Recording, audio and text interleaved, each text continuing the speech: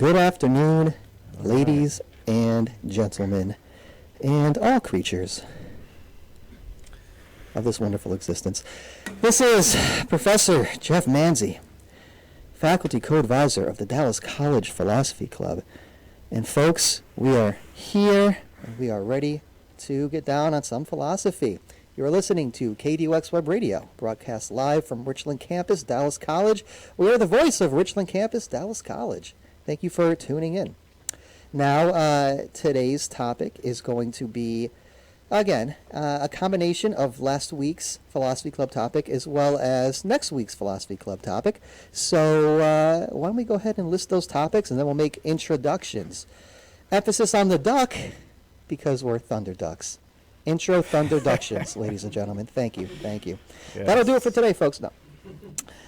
So, having said that, I suppose we should get into it a little bit. First and foremost, the Philosophy Club proper meets every Wednesday from 1 p.m. to 2 p.m. in Netchie's Hall, room 133.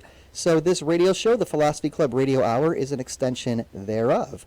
That means that what we do here is we kind of go over the topic as it was explained and sort of broken down and discussed in last week's meeting, and then maybe even take it to new places, new areas that we didn't get to explore last club meeting. And then, of course, we anticipate this week's club meeting with the topic. So last week's topic was anxiety, and this week's topic, Wednesday's topic, is human nature. Is it inherently good? Is it inherently evil? Is it some combination of the two? Is there even such a thing as human nature? Or is that some sort of old, superstitious, nebulous, ambiguous, descriptive term for something that we can articulate in more precise terms? So that is the question / topic of discussion. Now let's go ahead and make introductions to my guests. We'll start off in the far corner. Mike 6, I want to say. He's focused. Yes. Here he is. Yes. This is Welcome. Professor Ulrich. It's nice to be here. Looking forward to getting into the discussion because it's actually the same thing that I'm discussing in ethics right now. So part of thinking about this question is also connected to political theory and thinking about what type of societies we have. Because if we can pin down this idea of the human being, then it seems as if now we have some tools for thinking about maybe how we live together. So looking forward to getting into the topic. Right on, right on. Who's next? Your right, my left. My name is Tiffany Murphy, and I'm a philosophy student here at Richland College. Hello, Tiffany. Welcome. Thank Also you. the president of the Philosophy Club, just worth mentioning. Keeping it succinct. Yes. Hi, my name is Skyla French. I am an English major, and I was here last time, I believe. Yeah, welcome back. Yeah. Good to see you again. Thank you. Hello everyone, I'm Kelson Canoe. I'm a data security major, and yeah, I play basketball. Okay. Nice. Right on. And interested in fun. becoming a Okay. officer? Yeah, an officer. I'm creating a real estate club, so join up. You just have to sign your signature and bring your ID. We need 6 people. So far, I have 2 people, but I've not been asking around. But if you want to come, yeah, just join. It's gonna be pretty cool. Real estate and the equity is a goal, is the path to financial freedom, and I 100% think so. And today we'll be taking up conceptual real estate. Fantastic. Very nice. Who do I have to my right here? Hi, I'm Professor Kara. I am avoiding the topic of human nature in my classes because it's yet another standard to live up to, and I can't do it. Maybe what those standards entail. All right, fantastic. So I guess we'll start with the, what is it, Tiffany? The quackback? The quack. Quack back. Yes. The re-quack, as it were. Okay, so I like to force, even if I have to, puns into every segment of the show. So I'll give It is very introductions. cringeworthy. I can't believe it took me 9 years to think of that one. And now, of course, we have the quack back. So let's consider what we discussed when it came to anxiety last time. Okay, just generally speaking, and again, everybody who's here today was there for the meeting. Did it go in the direction you thought it would go? You anticipated, or did it maybe go in directions that I don't know, were unanticipated, but perhaps nonetheless welcome? Was it the conversation you were expecting, or was it something different? Yeah, I guess I'll speak for myself here. It didn't necessarily go where I thought it was going to. It went to a lot of thinking about solutions to anxiety and how to control it, less into thinking about kind of what it is, thinking about the experience of anxiety. There was some of that, but most people, I felt like, wanted to talk about trying to solve the problem of anxiety and find solutions to it. Okay. So a little bit of yes and no, I guess. Yeah. Right on. What about the rest of y'all? I mean, I think everybody has immediate associations with the word anxiety. Maybe those associations are feelings-based, which can maybe make the concept of anxiety difficult to speak on, and especially, when you speak on anxiety, you speak on your own vulnerability. So sometimes that's tough to share in a public space with people that maybe you're just loosely acquainted with whom you're loosely acquainted. Grammar.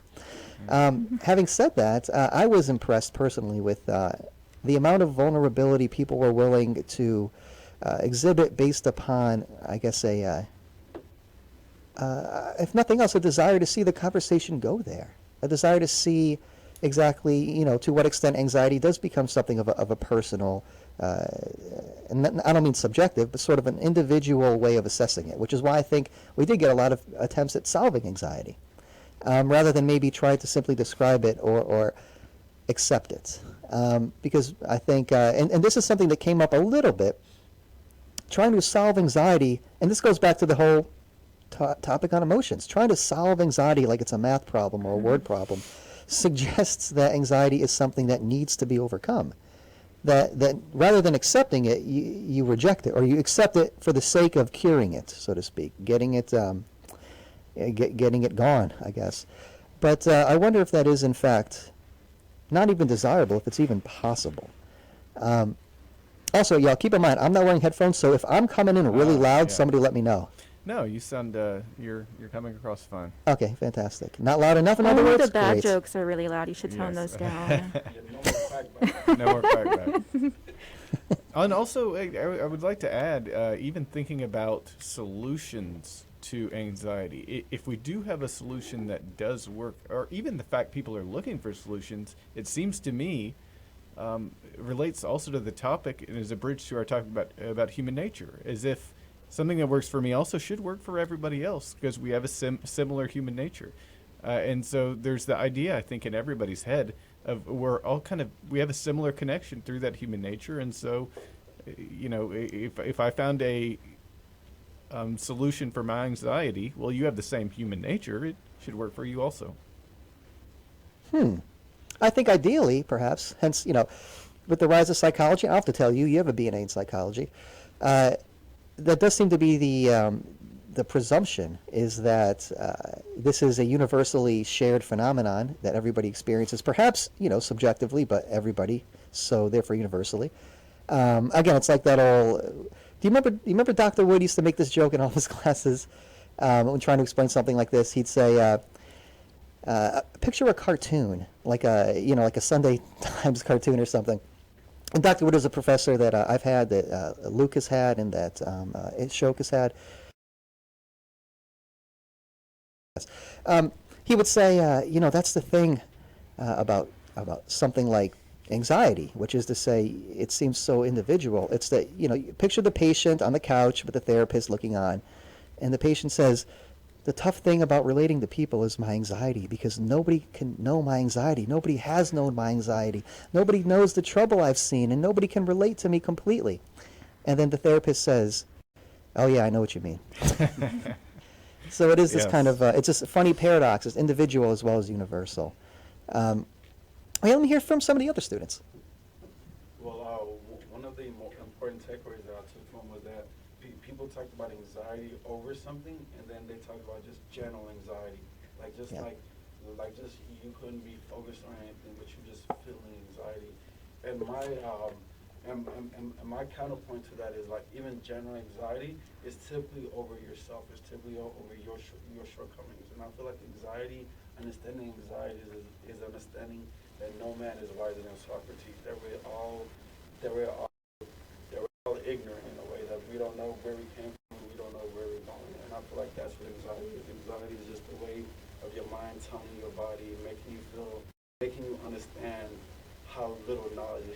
how ill prepared that you might be. And I don't think it's a bad thing. I think it's a good thing, because I feel like complacency is the worst thing a man can do. Is being is thinking that he has all the answers. I feel like we need to have anxiety. We need to feel like something's chasing us, because that's what is something. They try to drag it. They try to destroy the boogeyman at night. And whenever you feel like there is no more boogeyman, whenever you feel like there is no more thing to chase, that's when bad things happen. That's awesome.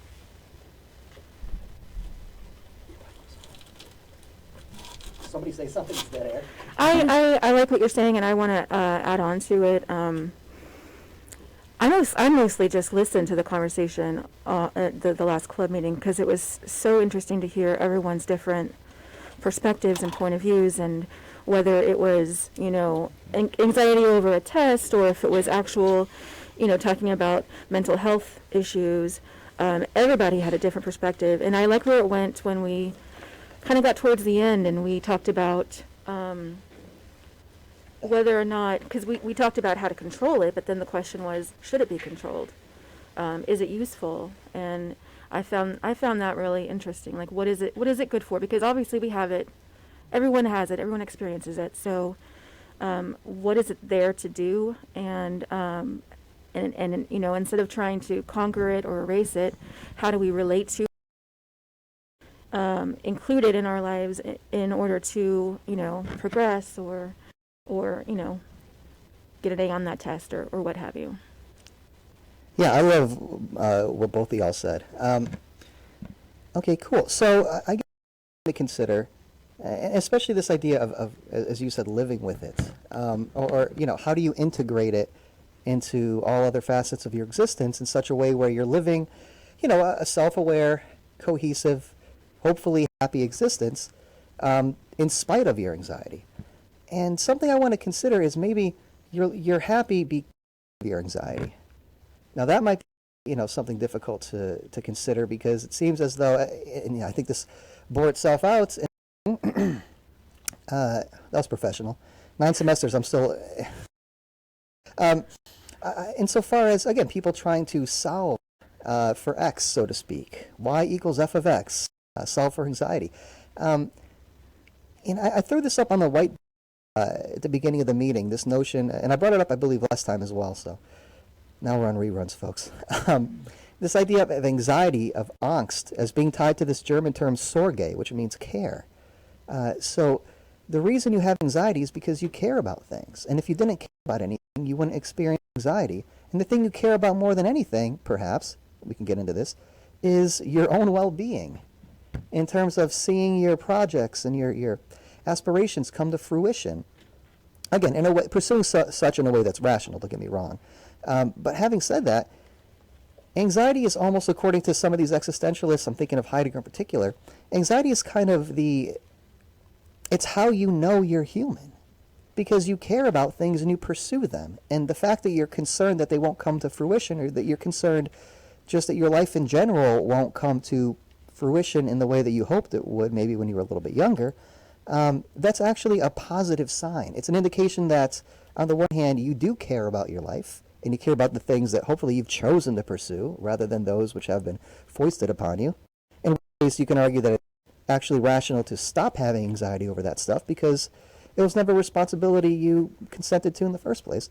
I guess what I'm trying to say here is that it seems like, as uncomfortable or as unpleasant as feeling anxiety is, at the very least, it's an indicator of the fact that, as a human being, you're living in such a way where you're making your own choices and you're trying to take responsibility for them. And that comes at a price. It's the price of doing business. It's the price of being human. Maybe in a weird way, we should be grateful that we experience it. But of course, and this came up in the club meeting as well, I can't remember who said it. I want to say it was Jesse, where we were describing, or maybe actually it was your students. Her name escapes me. But we were describing anxiety maybe in ways that are too flattering. That it's easy to kind of make anxiety seem innocuous in the way I just did. But of course, it's easy to consider it like that at a distance when you don't feel it. But when you're in the throes of anxiety, it's hard to understand how any of it can be positive. I don't know. What do you think? Yeah, I think Jesse. I think it was Jesse. Yeah. I think that speaks to the fact that it's a gradation. You know, Oh, okay.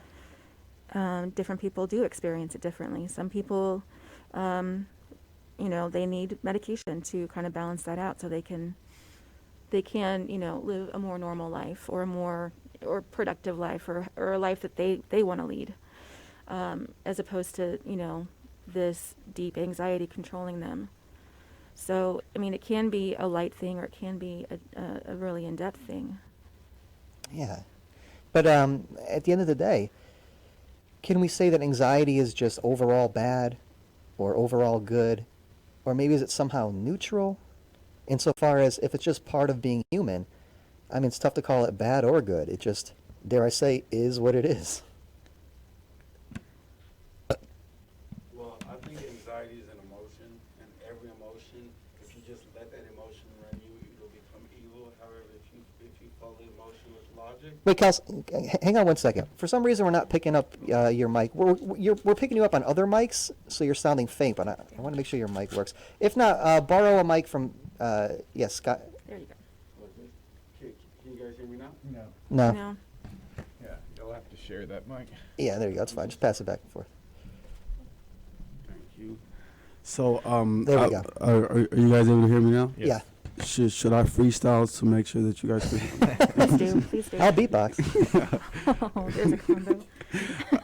That'll be the new podcast. All right. So back to my point. Anxiety is an emotion, and any emotion, if you just let that emotion run you, it'll have detrimental effects. However, if you use logic to follow up emotion, I feel like you can use those emotions as a way to further push your goal. Like if you understand the reason why I'm feeling anxiety, because I'm not in the social hierarchy where I want to be, you would go to college, you will become competent, so you can move up the social hierarchy, and you will have less anxiety over things, like less anxiety over maybe like money, less anxiety over other things, because you're competent and you at a higher place in society. Yeah, no, I like that. I like that response.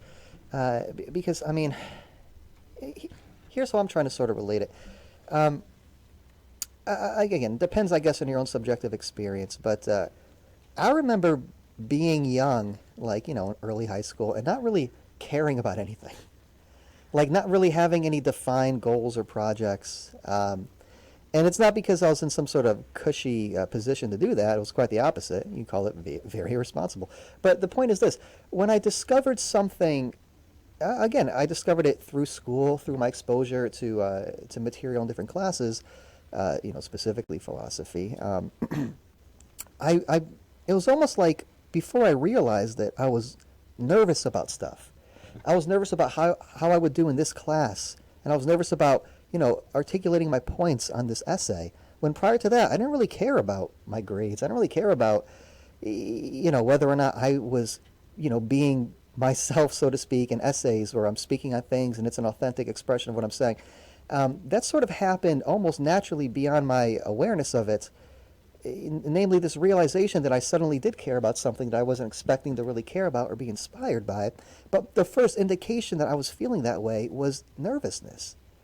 Like, geez, I actually hope this presentation goes well, not because I want to avoid public humiliation, but because I really like this stuff. And it's so weird to be feeling anxious or nervous over something.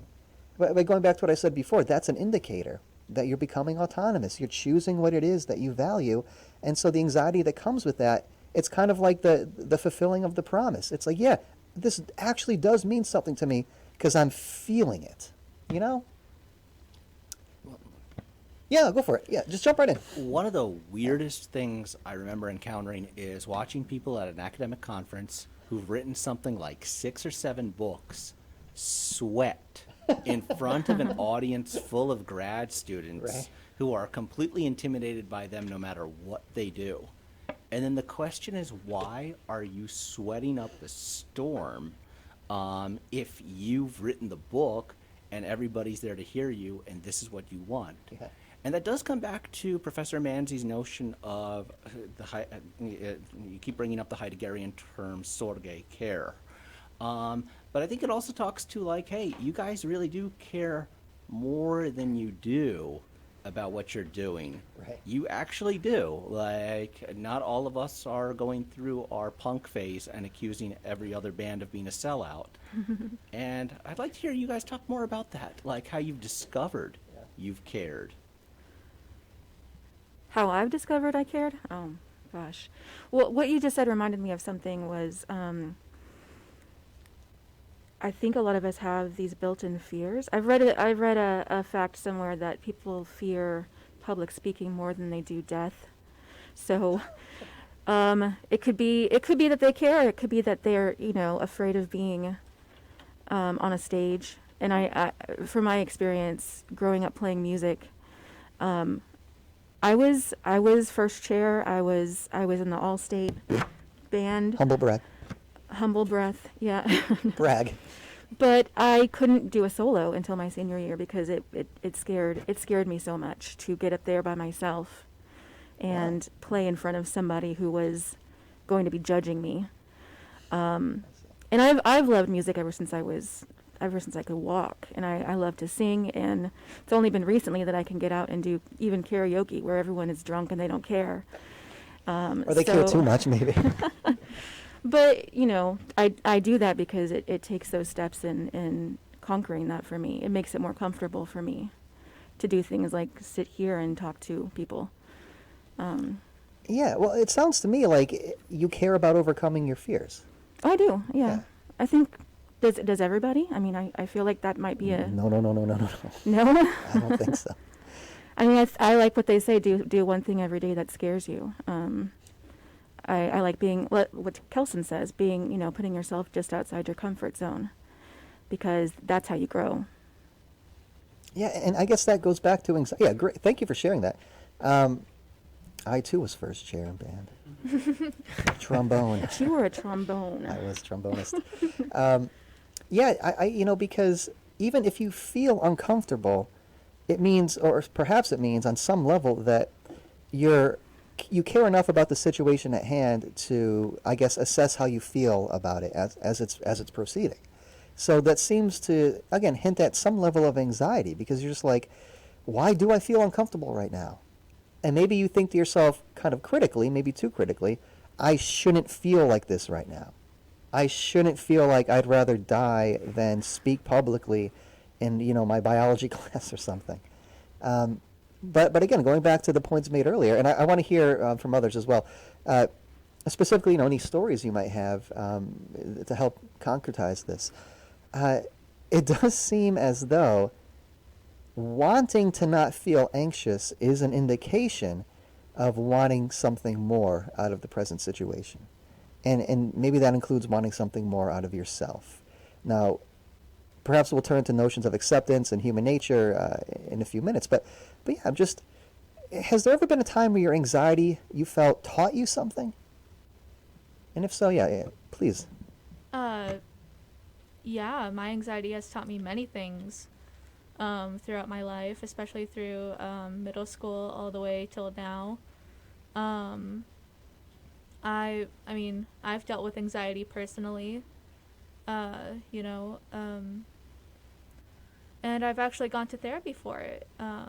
There was lots of therapy in my life and lots of different thinking and different ideologies that I came across. So for anxiety for me was to the first step for me was allowing myself to acknowledge that I had anxiety.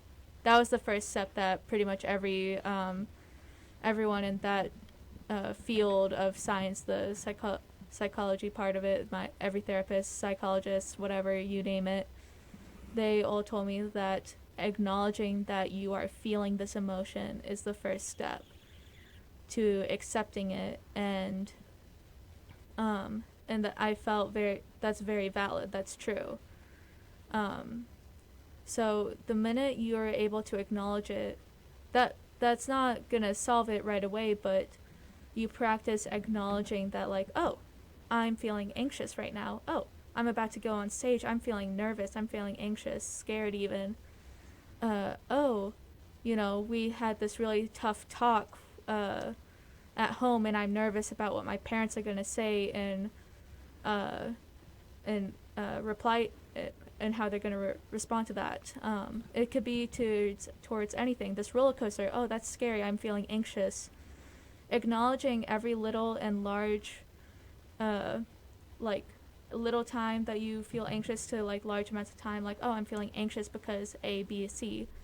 Well, not even because, we haven't even gotten to the because yet, because identifying where your anxiety comes from is way harder than one could think about. Like, I thought it would be very simple to know where my anxiety is coming from, but it's not, and it actually took quite a while for me to realize that, oh, my anxiety, I may have thought that I was just scared of what my parents might think about this subject or whatnot, but it's actually coming from something much bigger.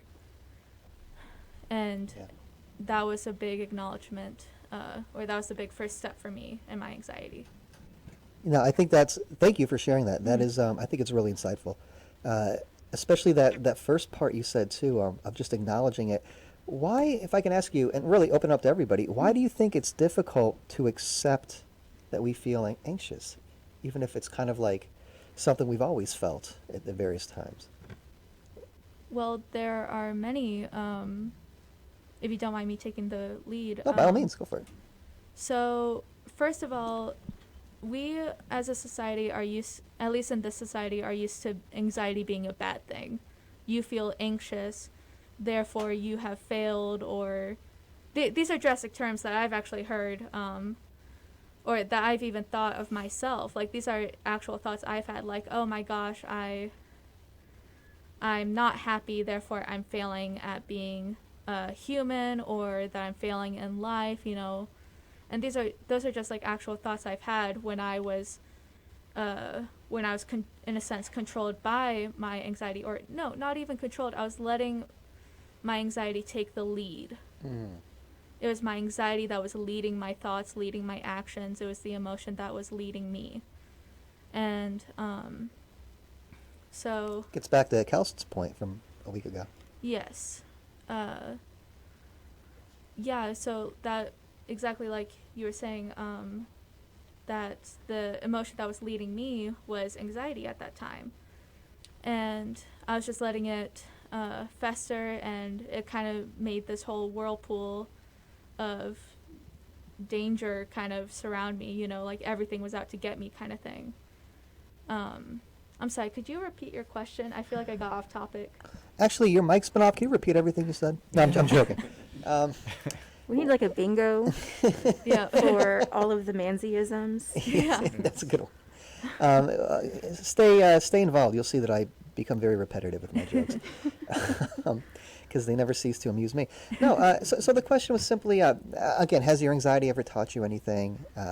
And again, it does seem as though, again, going back on what you elaborated on, there does seem to be something inherently, I suppose, personal. Again, I know that's kind of a vague term, but literally thinking like individually speaking about our anxiety. And yet, again, the question becomes, why is it so difficult to accept the fact that we even experience this? And, I think you're bringing up some amazing points. It has to do with maybe self-appraisal, maybe self-respect, maybe feeling as though a lot of the onus of your life was on you. And so if you fail to execute in key opportune moments, then, there may be consequences that are irreversible in a negative sense. And so that adds to the weight. And perhaps, depending on, when you were raised, to whom you were raised, you're taught to, again, understand anything that's anxiety related as somehow being detrimental for your focus and your sort of logical, rational analysis of things. Again, going back to the topic of emotions, it seems as though if your anxiety is leading you, well, then you're no longer captain of your own life. And maybe that's a hard pill to swallow for some people who don't like to see themselves as subordinate to their own emotions, or so easily swayed by things that, again, maybe sway children but shouldn't sway adults, quote unquote. So yeah, I like everything you said. But again, it goes back to this notion of anxiety as somehow being, if nothing else, an indicator, a signal of our values. of the things that mean a lot to us. So this deepens the question, what happens if you have anxiety over feeling anxiety? Oh my goodness. Oh my goodness. I think I wanted to talk about one of the questions you raised. Yeah. I think part of it is biological, like the what anxiety does to us. So you can feel happiness, you can feel sad. Luke just perked up. But it doesn't it doesn't really affect you physiologically as much as anxiety. Like your heart racing, you start to sweat, you lose your your train of thought, and I think it's tied to fear and survival in that way. And you do lose control. You do lose control of what you were planning to do or planning to say, because you partially lose control of your body. That's a good point. And I think it's all tied back to, the will to survive. And it's there for a reason. And there's, I listened to Elizabeth Gilbert's podcast called Big Magic. So she did one on... Shout out. She did one on creativity and fear and why people are afraid to create, like artists. And Ooh, interesting. and she was talking about fear specifically, and she said, well, it's there for survival. It's there to keep you from falling off a cliff or, getting mauled by a bear. So what you should do is say, thank your fear. Say, thank you for protecting me, but I don't need you right now. Okay. And that way, back to what Skyla said about, recognizing it's there, addressing it, and then being able to move forward. Yeah, it was. It's definitely a part. Like all your emotions, you could think about it are a part of you, and this kind of stems from the thought process of, I need to love every part of myself. You gotta love yourself and to accept yourself, and that brings about this kind of like, I'm pleased with myself, I'm happy with myself. And how can you do that if you're surrounded by anxiety and all these other things are kind of discouraging that thought process and such. So yeah. Yeah, no, I like that. Actually, I had a picture come into my mind as everybody was speaking, because it seems like we're talking about two things. We have this picture of who we are, if you just think about it like a portrait next to you, and it's just your view of yourself. And then do you remember those rings that you could put on that they kind of change color? Mood rings? That's how I think of anxiety. Okay. And sometimes what happens is you look down and your mood ring shows anxiety, and then you look up your picture, you're like, but I'm not the type of person that has anxiety in this situation. Right, yeah. Because you don't want to think about yourself like that, and that even causes anxiety, because there's always this conversation that we're having over our picture of who we are, and then we don't want to think of ourselves as having anxiety, but then we recognize we are having anxiety. So we get in front of a group and we want to think, well, I don't care about what other people think. But then you get anxiety over talking in front of everybody. It's like, well, I need to change my picture because I really care about what other people think. So, there seems to be this conversation between the picture I have of myself and then what my body's doing. And when they don't match up, it seems anxiety kind of emerges in that experience. Oh, well, but I honestly think that we're never the person that we want to be, because I remember in Professor Ulrich's class, one of the songs that he brought up was Willie Nelson, Chasing a Cowboy, and one of the lyrics is I can't remember it, but like it's basically paraphrasing the fact that we're always chasing a dream. And the sad thing is we will never accomplish that dream, because what's your goal right now? Your goal right now is to graduate college. Okay, but graduating college isn't it. After you graduate college, you want to find a job. Okay, but find a job isn't it. You want to find someone that you can share your job with. But then sharing your job isn't it. You want to then maybe have kids, maybe help others in your community. And then that's not it, because you want to help more people. And then that's not it, because then you want to help people around the globe. You're never the man or woman that you want to be. To build off of that, actually. Great point. Yes, that's actually a really good point. I actually have had talks about this in my own personal journey through therapy. So every goal you set for yourself needs, once you accomplish that goal, sure, there's that feeling of like, okay, where do I go next? But when you're talking about like, okay, I graduated college, okay, I found a job, okay, what's next? I feel like we're forgetting the part of, oh my gosh, I graduated college. Oh my gosh, I became a college. I graduated college. Oh my gosh, I got a job at this really good. Great point. This really good company. You know, whatever it is, that you need to validate yourself, and that's something that was that was actually the lesson that anxiety taught me, was validating myself and validating others, because everyone is valid. That's something I want to point out, because at this point in my life, I'm about to turn 20 actually, and one of my goals is to be 20 years old and drive my brother, my almost 10-year-old brother, to school and drop him off at school. And that's been a dream for me since middle school, since he was born. So that's the person I want to be. I want to be 20 and drive my brother to school. And I already do drive him to school. I drove him to school today. And I want to. Nice. Yeah, congrats. That's amazing. That's That's awesome. amazing. Yeah. Yeah, so that's kind of like my counter argument, is that when you validate yourself, you're kind of at peace with yourself a little bit. Like, oh my gosh, I finished a book. It could be over the smallest things. It could be over gaming. Like, yeah, I defeated that boss in like Minecraft or whatever. For those who remember Minecraft. Oh yeah. Sure. And just knowing that, you know, once you validate yourself and you practice validating yourself, man, I drank like 8 cups of water today. I'm doing good.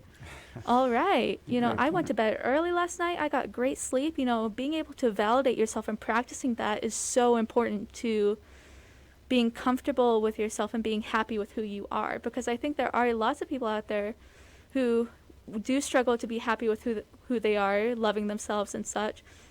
And there are also people who are happy with themselves, who are like, I did great. I raised like 3 kids. They're all in school or whatnot. You know, my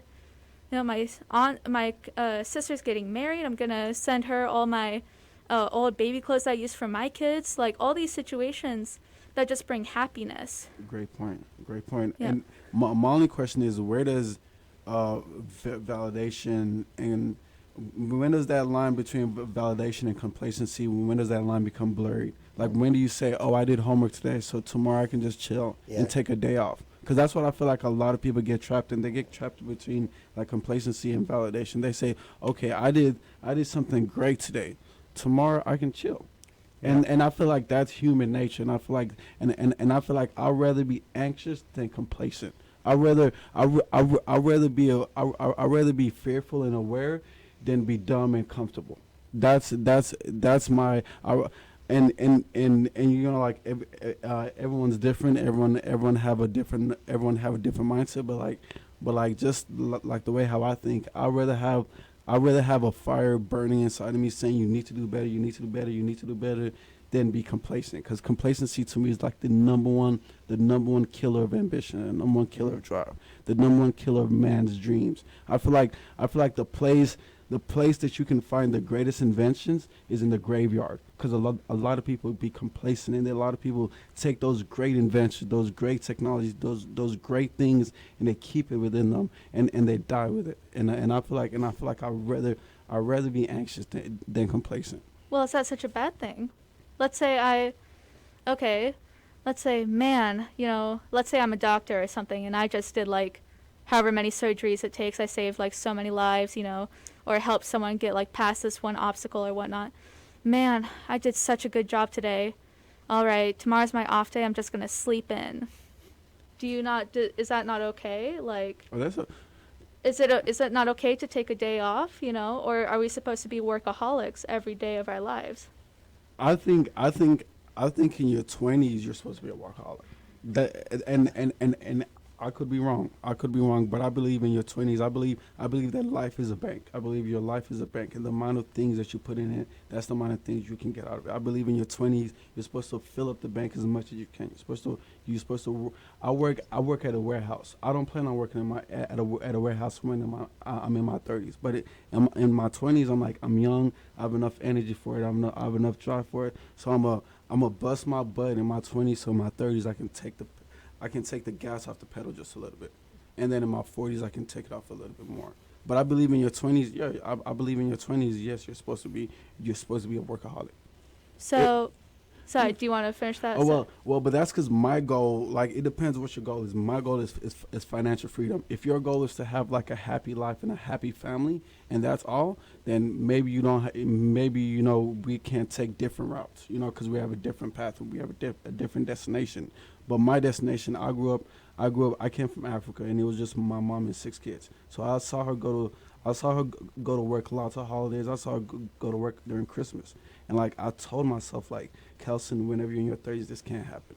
Like it doesn't matter what you have to do, this can't happen. And then I just see lots of people in my family who go through things because of financial issues, because of financial shortcomings. This can't happen.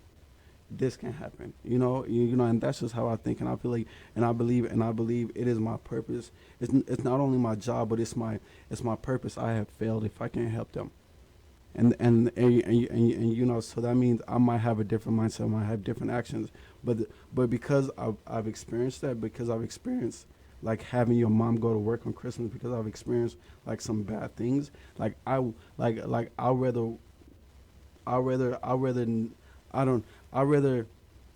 know what to say, but I'd rather be anxious than complacent. Can I just point out that you just validated yourself? No, I'm not validating myself. No, you just did. I said I'm not where I want to be.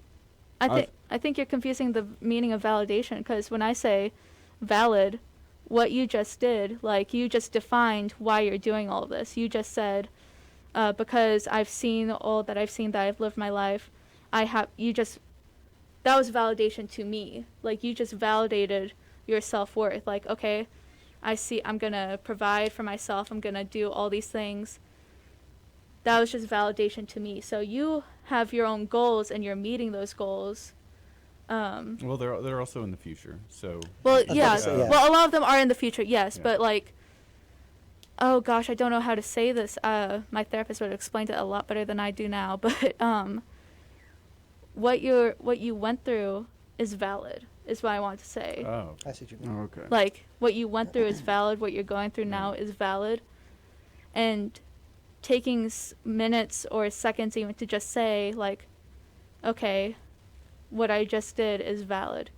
Because, I mean, like, sure, you're working at a warehouse now. I'm working as a barista at the small coffee shop, pastry shop, I should say. And Want to shout it out? So you have Yeah. two jobs? Patisseries. Nice. Oh, that's super cool. Wait, so you have 2 jobs? You're a manager at a clothing store? Oh, no, I quit that store. Oh. I quit that place. Like, yeah, like the week after all that boss got Okay. fired. Yeah, stuff like that. All that happened, Yeah. I quit that job. So Smart. yeah.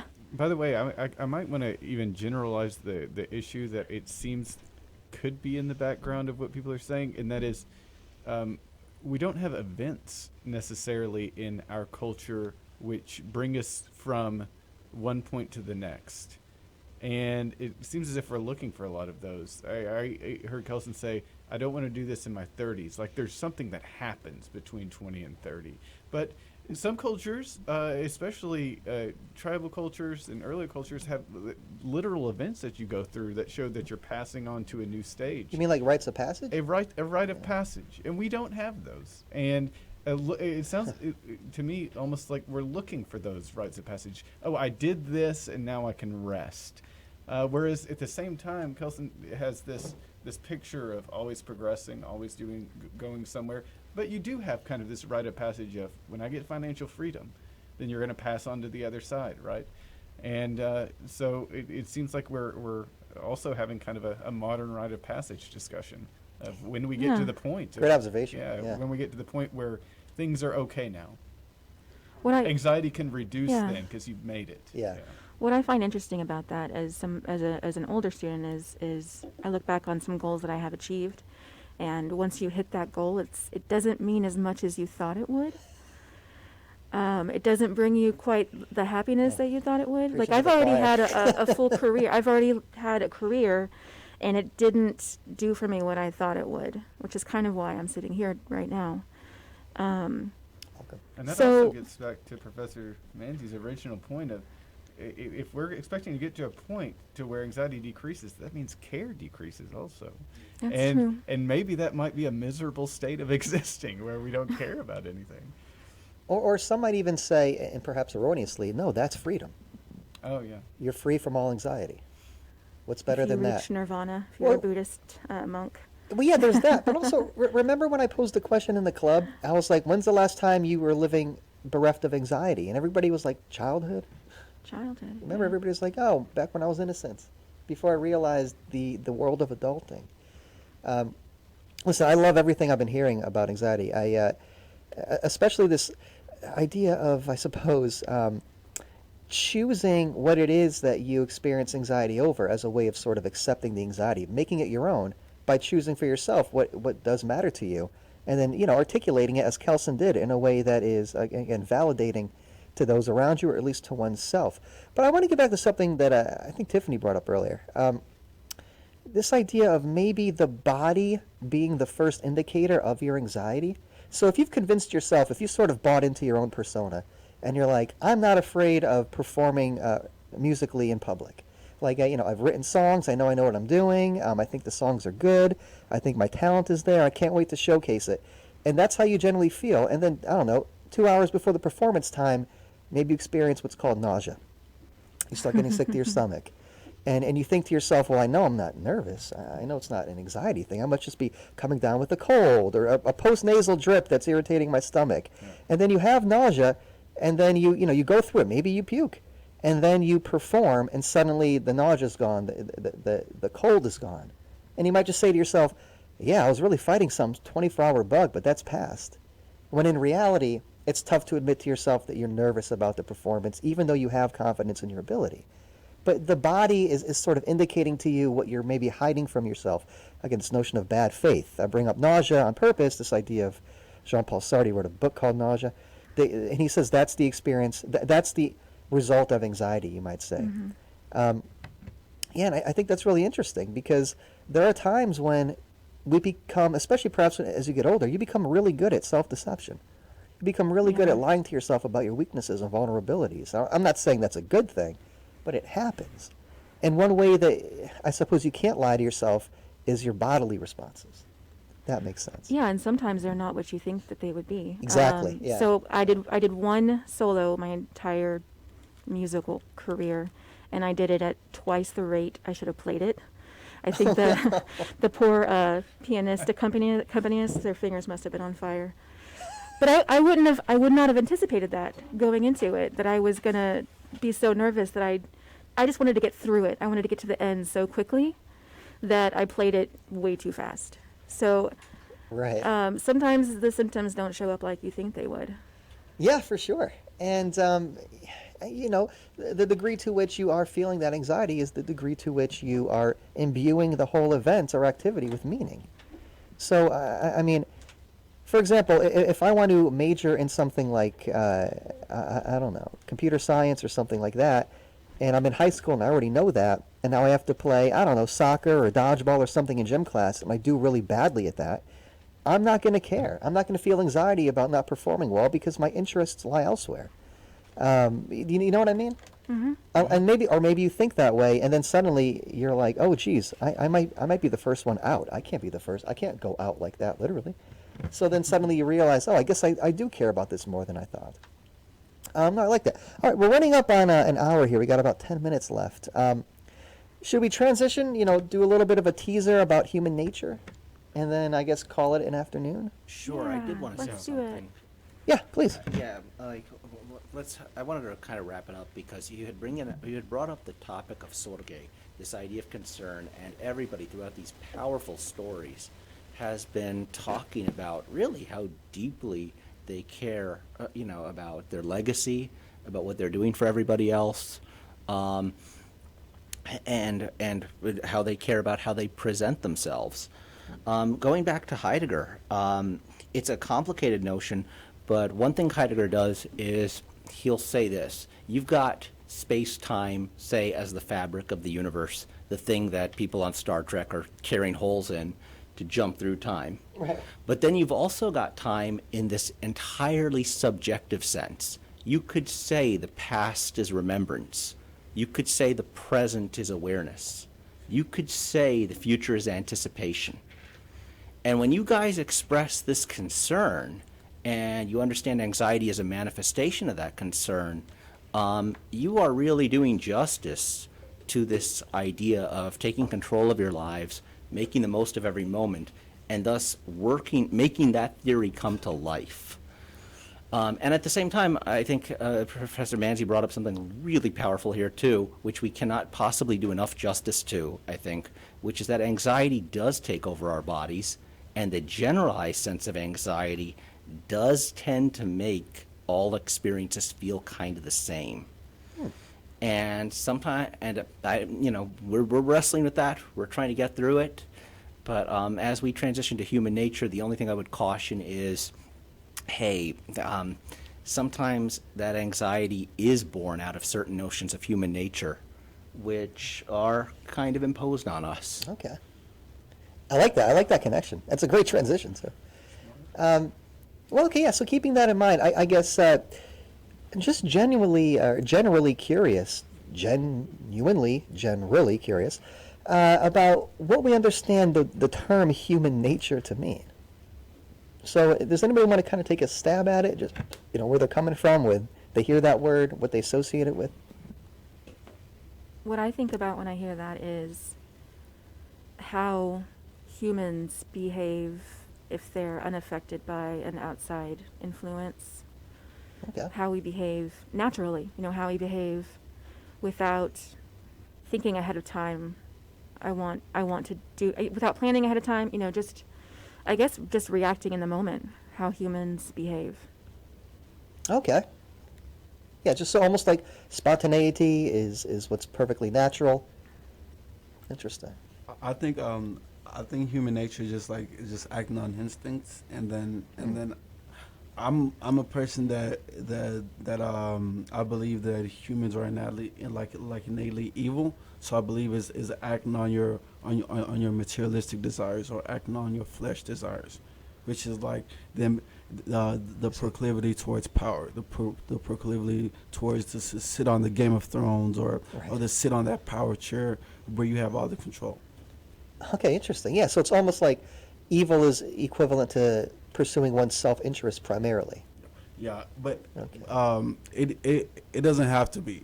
If your system has like checks and balances and in different ways in order to push for ambition, because it's a blurring line, because you want your child to be ambitious and you want to be ambitious. Yes. But however, ambition usually comes with wanting or seeking power. Power is a two-sided street. If you give power to something, you must take away power from someone else, and that's why I believe it can be innately evil.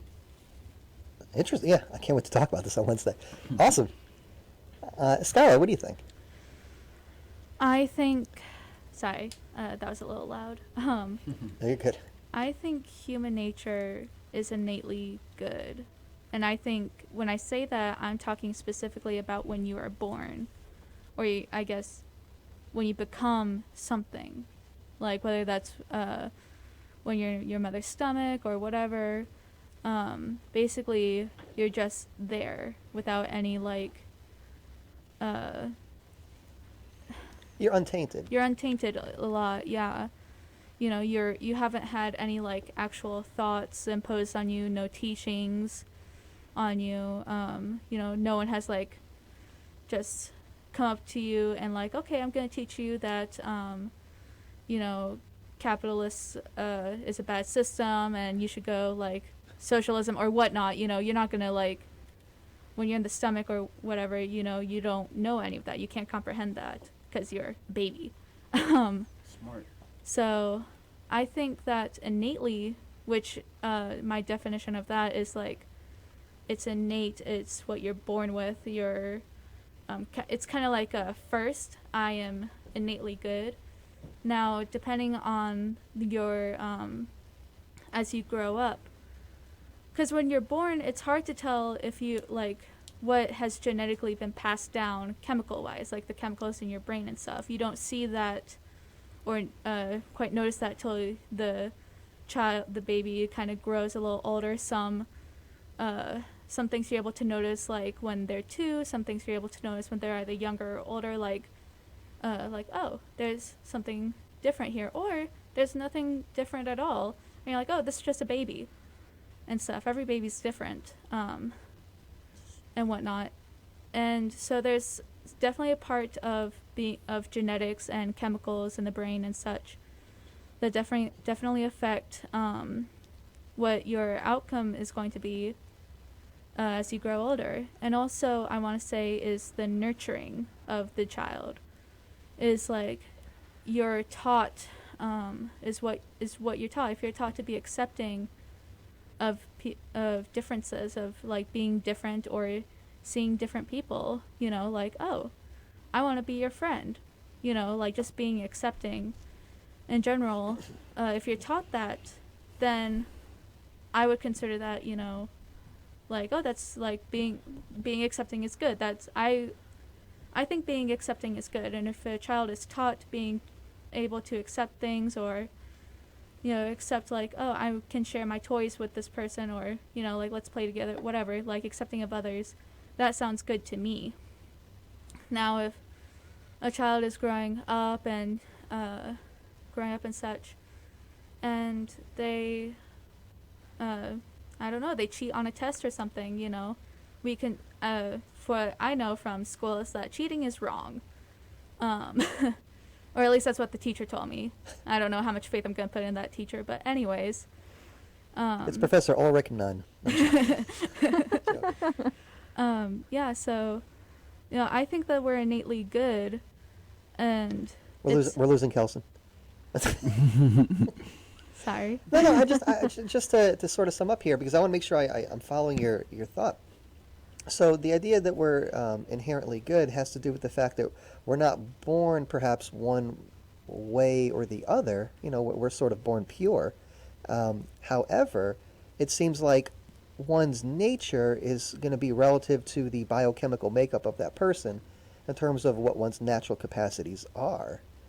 And as such, and this is, I think, where the nurture comes into play, one is able to work within one's means, within one's capacities, to, I guess, become, I don't want to say unlock any inherent goodness, but just to become good in the ways that we're naturally prone to if encouraged in those directions.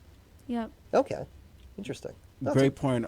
Great point. The one thing I have to say is, if man is innately good, there will be no need for laws. If man is innately evil, no laws could govern us. So I think it's a line.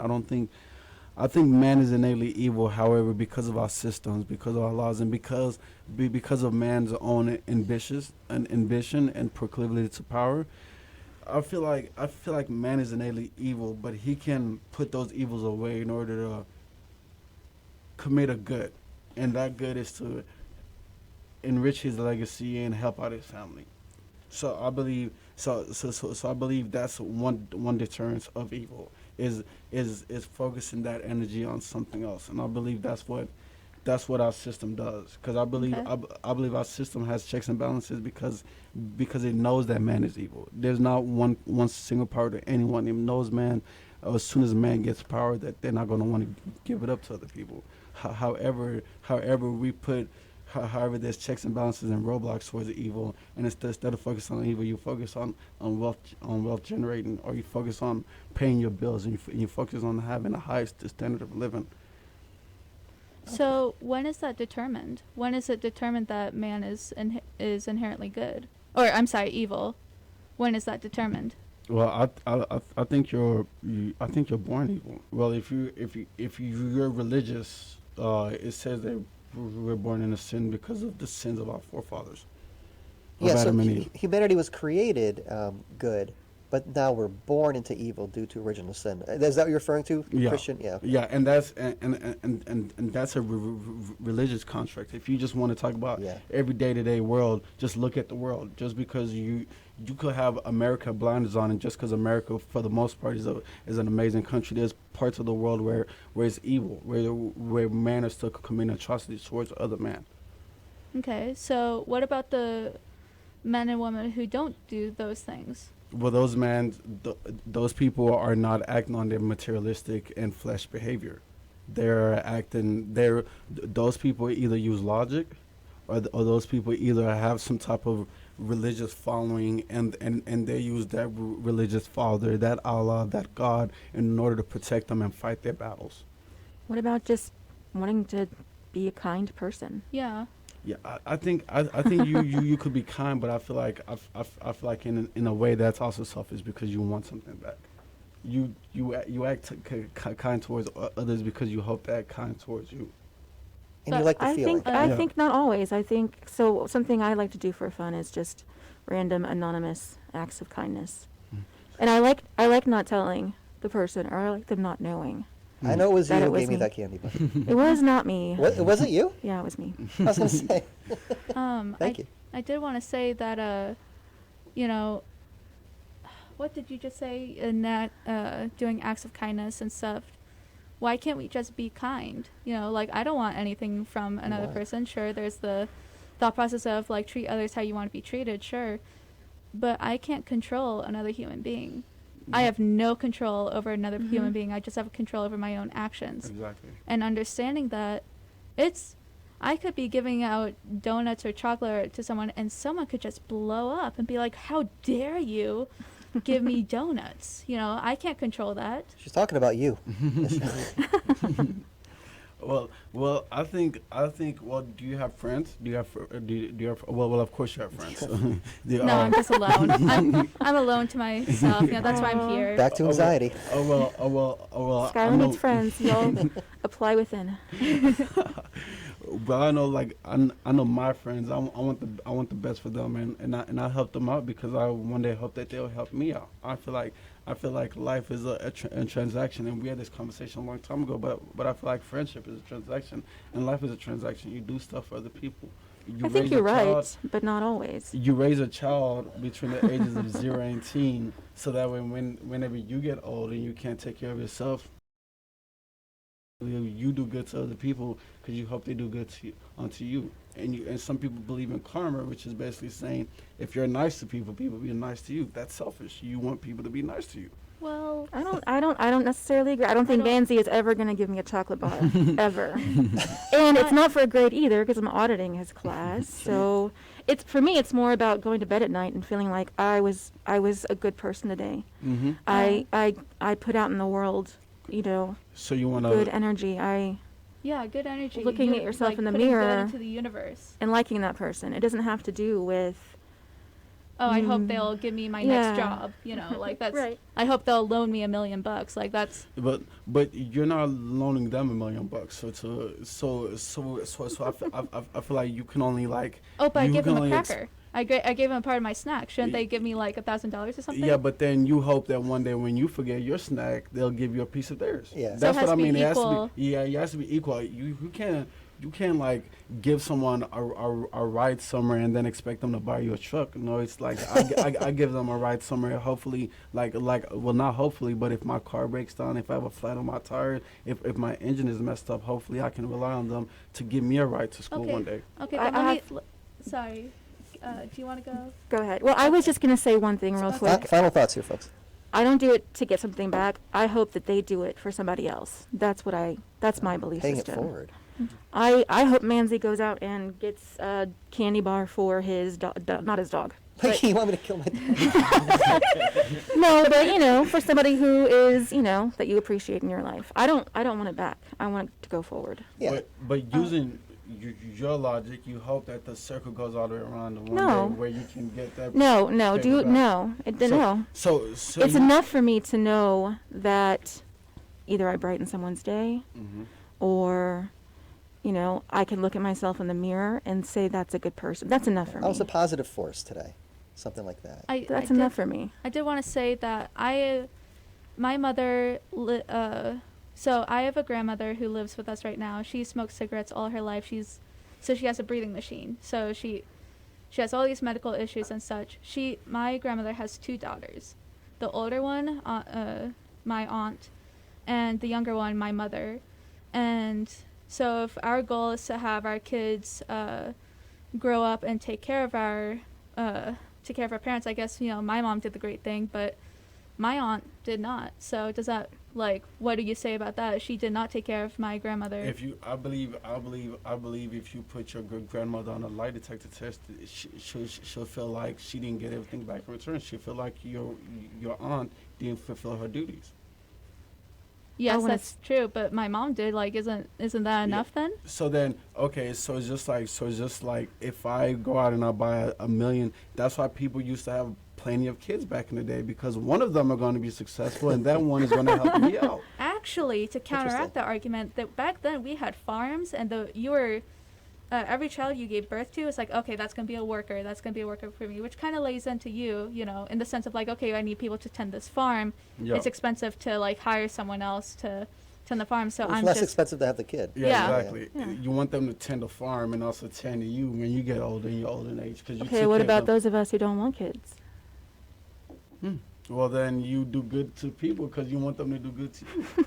That's just. I feel like. I hear what you're saying, Kelsey. Yeah, I feel like it's not wrong. It's like a great mindset to do good to people because you want them to do good to you. But it's kind of selfish because you want them to do good to you. okay. But my but- point was that that's not why I do it. Yeah. But I feel like a rare instance isn't the norm. I feel like if you ask like a majority of people and be like, hey, if you gave me a chocolate bar today and I have a pack of chocolate tomorrow, would you expect one? Would you be expecting one? And I believe that they might say no in order to seem like a better person, but I believe it's the truth that they're probably. That Well, has not been my Well, experience hang at on, all. real quick, because we got to wrap up.